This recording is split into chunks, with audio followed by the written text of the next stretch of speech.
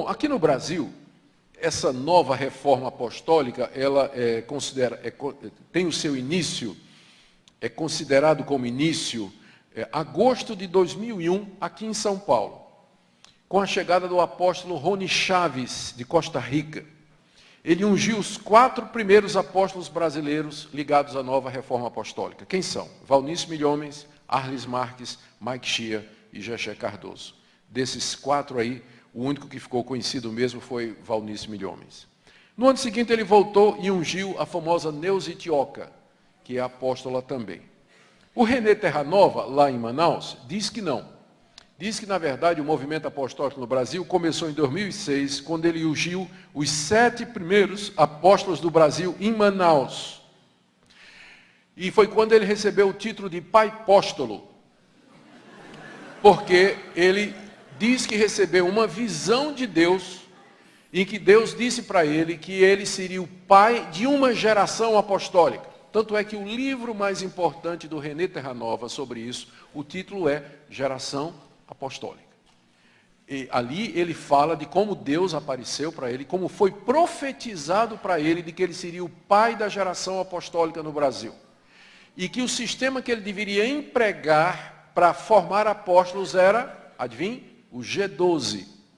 O G12, então, seria um método usado, porque seria grupos de 12 que ele treinaria como apóstolos. O autor do G12 não é o René Terranova, mas o Castellani.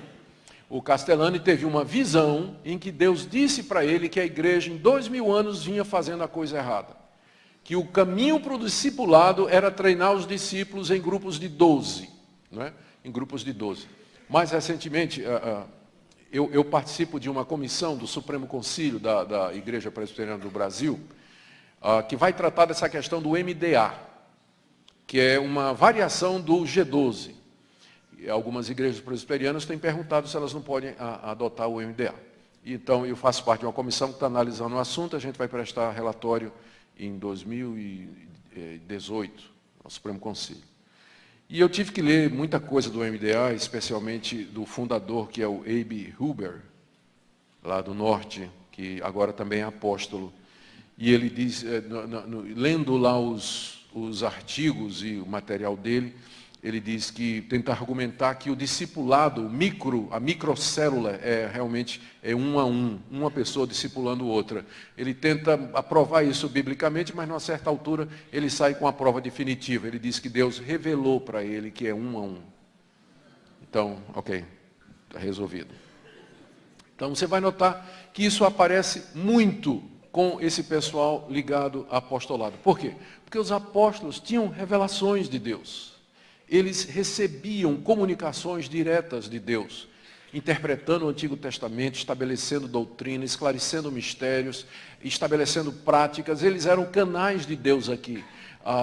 Pedro, Paulo, aqueles autores do Novo Testamento, particularmente o apóstolo Paulo. Então, uma das coisas muito ligadas ao ofício de apóstolo moderno hoje, está essa questão da revelação. Você vai ver que revelar coisas e aparecer dizendo, Deus me mostrou, essa é a palavra de Deus, o Senhor me revelou, isso, antigamente a gente está muito ligado ao ministério de profetas, mas agora os apóstolos estão puxando para si a prerrogativa de ser aqueles que revelam na igreja as verdades de Deus. Bom, o ponto é que no Brasil há milhares de apóstolos organizados em redes apostólicas. Menciono algumas. Rede Apostólica Cristã, do apóstolo Ricardo Wagner, Conselho Apostólico Brasileiro, da apóstola Valnícia, apóstola Itioca, Coalizão das Igrejas Apostólicas, Confederação das Igrejas Apostólicas do Brasil, essa está ligada ao Estevão Hernandes, lá de Belo Horizonte, Coalizão Internacional de Apóstolos, essa é do René Terranova, de Manaus, e tem aqueles que são carreira solo, como o Valdomiro Santiago, que não está ligado à rede apostólica nenhuma. Ele segue lá o ministério dele, ele é um caso à parte, o Valdomiro Santiago. E tem outras pessoas que funcionam como apóstolos, embora não use o título, por exemplo, Edir Macedo. Ele funciona como apóstolo, mas ele não usa o título. A gente não sabe por quê, mas é igual, não tem diferença. Tá? Não tem diferença. Bom, 10 minutos, vamos lá. Doutrinas e práticas no Brasil, eu já mencionei quase todas. O movimento apostólico brasileiro, ele está muito ligado a revelações e profecias. Você lendo a história dos apóstolos que tem no Brasil hoje, tem um site, se você procurar Apóstolos no Brasil, onde eles descrevem muito a história de como esses homens se tornaram, e mulheres se tornaram apóstolos também. Geralmente a base para o chamamento e estabelecimento do ministério é uma revelação. Por exemplo, o Mike Shea, de Curitiba, ele disse que teve uma revelação em que Deus lhe mostrou a chave de Davi e um desenho de uma chave em cima da cidade, e na ponta da chave ele tinha que construir a casa de oração, que seria o lugar onde Deus haveria de se manifestar e tal. Mas Deus teria dado essa visão para ele. Esse pessoal libera a palavra profética sobre o Brasil, diz que fala de prosperidade, diz que Deus vai dar cura, que vai dar vitória, que vai dar bênção. Eles criaram um sistema que é um pouco... eles proliferam um sistema.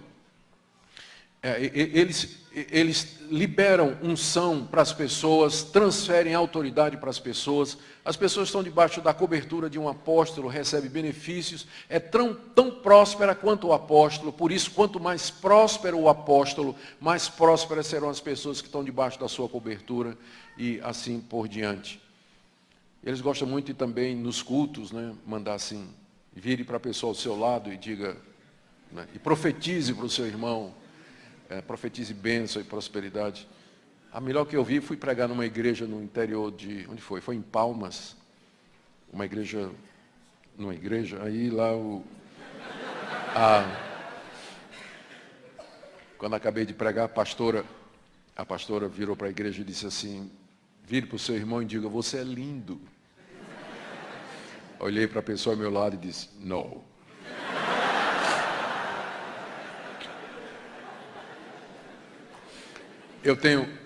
Ainda vou fazer isso, viu, Arival? Quando eu for para uma igreja dessas aí, ainda vou fazer isso assim. Quando for começar, eu digo, eu queria que você virasse para o seu irmão e dissesse o seguinte, meu irmão, repita, meu irmão, não vou lhe dizer nada. Não vou lhe dizer nada. Porque eu vim aqui para escutar a palavra de Deus. Pronto. Agora vamos prestar atenção aqui. Ainda vou fazer isso, Arival. Vou fazer. Estou ensaiando aqui. Tá bom. Outra característica do movimento apostólico é eles estão reintroduzindo práticas judaicas. No site do Conselho Apostólico Brasileiro, você tem a bênção das 12 tribos sobre o Brasil. René Terranova, no culto dele, traz a arca carregada por diáconos para dentro da igreja. O Edir Macedo se veste de rabino, construiu o templo de Salomão. Toca chofar, entra a arca, vão para Israel. Valnice Milhomes, apóstola, recebeu uma revelação que Deus mandou ela guardar o sábado. Ela é sabatista, ela guarda o sábado. Revelação que Deus deu para ela. Então, eles estão reintroduzindo na igreja práticas judaicas, que o livro de Gálatas, o livro de Colossenses, o livro de Hebreus, a carta aos Romanos, já disseram que eram práticas que são rudimentos do mundo, que são sombras, que eram tipos, que eram figuras, e que prestavam ao anúncio, pré-anúncio da chegada do Messias no Antigo Testamento, e não tem mais valor nenhum para nós, que somos cristãos, salvos pela graça, mediante a fé em Cristo Jesus. Essas coisas não têm nada a ver. Por que é que eles promovem isso? E essa resposta que eu vou dar agora não foi dada por mim, mas foi por um pastor batista. E eu creio que não é generalizado, não devemos generalizar. Mas ele diz que é impossível não ver o lucro financeiro disso, porque esses apóstolos fazem viagens para Israel, caravanas para Israel, e onde eles ganham bastante dinheiro com isso, e trazem coisa para vender, água do Rio Jordão, óleo do Monte das Oliveiras, lasquinha de pedra do Muro das Lamentações, uma série de outras coisas, e vende, porque é ungido, porque tudo. Então, esse pastor diz que existe um negócio por aí. Eu não quero imputar isso a todo mundo, porque eu não creio, não conheço o coração, mas que parece que há um interesse financeiro e enfatizar essas viagens para Israel como Terra Santa e um monte de outras coisas que a gente não encontra mais no Novo Testamento. Falsas profecias. Valnice Milhomes profetizou o retorno de Cristo em 2007. Em 2011, Terranova disse que seria o ano aceitável do Senhor. Publicou no site dele e depois tirou, mas o pessoal fez print. Quando você vê um trem assim, você faz um print. Porque pode ser que o cara vai tirar. Você tem a prova.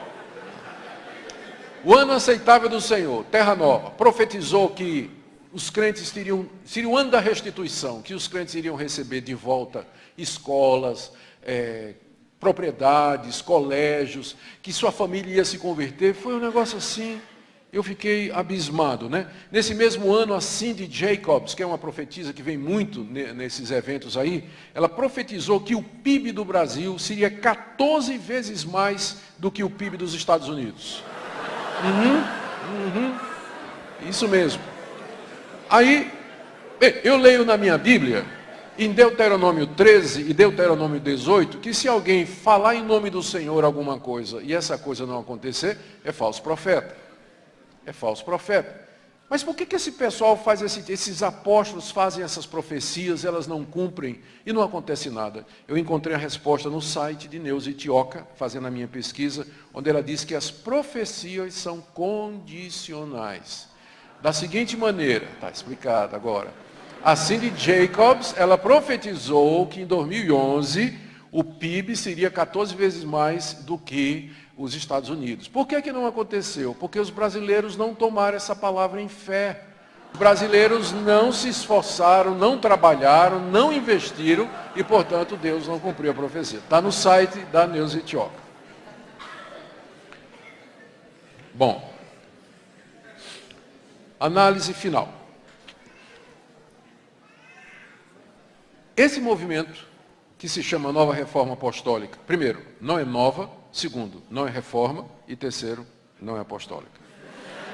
Não é nova porque nós já vimos na história da igreja gente atrás desse título. Nunca parou de gente querendo ser apóstolo, tá? Então, não é novidade, isso vem desde o tempo dos apóstolos.